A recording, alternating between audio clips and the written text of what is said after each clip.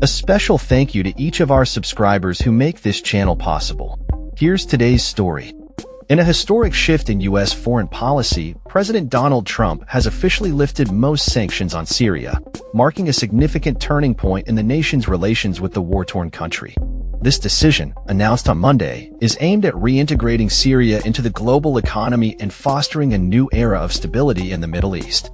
The move comes in the wake of the recent political changes in Syria, following the ousting of longtime leader Bashar al-Assad by former Islamist guerrilla Ahmed al-Sharaa. Trump's executive order terminates the national emergency that had been in place since 2004, which imposed extensive sanctions on various state-run institutions, including the central bank.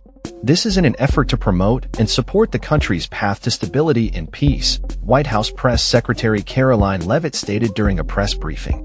The lifting of these sanctions is seen as a response to appeals from key regional players like Saudi Arabia and Turkey, who have been advocating for a more normalized relationship between the U.S. and Syria. Secretary of State Marco Rubio echoed this sentiment, emphasizing the importance of fostering a relationship with a stable and unified Syria. As part of this new approach, Rubio announced that the U.S. would begin examining the possibility of delisting Syria as a state sponsor of terrorism, a designation that has severely hindered foreign investment in the country.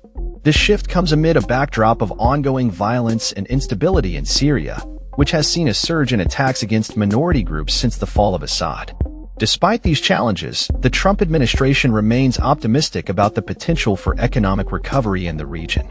Brad Smith, a Treasury Department official, stated that the lifting of sanctions would end Syria's isolation from the international financial system and pave the way for increased commerce and investment from neighboring countries and the U.S.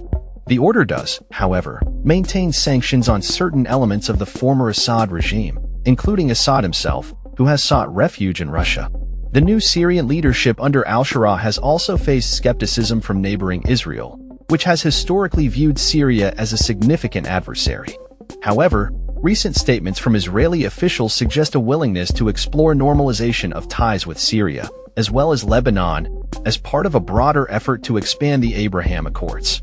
This potential shift in Israeli-Syrian relations is seen as a major development in the Middle East, particularly in light of the reduced influence of Iran in the region following Israeli military actions.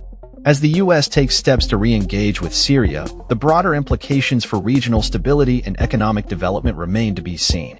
The Trump administration's approach has sparked discussions about the future of U.S.-Syria relations and the potential for a more peaceful and prosperous Middle East. However, critics of the decision warn that the ongoing violence against minority groups and the classification of Syria as a state sponsor of terrorism present significant hurdles to achieving lasting peace and stability in the region. As the situation continues to evolve, the international community will be closely watching how these developments unfold and what they mean for the future of Syria and its neighbors. That's all for this story. We upload videos every day covering many different subjects, so hit that subscribe button to stay informed. Thanks for watching.